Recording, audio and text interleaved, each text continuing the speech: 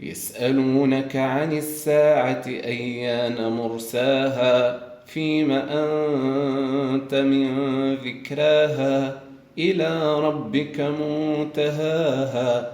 إنما أنت منذر من يخشاها كأنهم يوم يرونها لم يلبثوا إلا عشية أو ضحاها. بسم الله الرحمن الرحيم. عبس وتولى أن جاءه الأعمى وما يدريك لعله يزكى أو يذكر فتنفعه الذكرى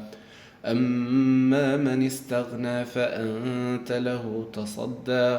وما عليك ألا يزكى وأما من جاءك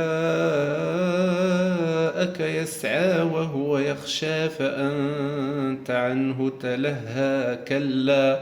إنها تذكرة فمن شاء ذكره في صحف مكرمة مرفوعة مطهرة بأيدي سفرة كرام بررة قتل الإنسان ما أكفره من أي شيء خلقه من نطفة خلقه فقدره ثم السبيل يسره ثم أماته فأقبره ثم إذا شاء أنشره كلا لما يقض ما أمره فلينظر الإنسان إلى طعامه إنا صببنا الماء صبا ثم شققنا الأرض شقا فأنبتنا فيها حبا وعنبا وقضبا وزيتونا ونخلا وحدائق غلبا وفاكهة وأبا متاعا لكم ولأنعامكم فإذا جاءت الصاخة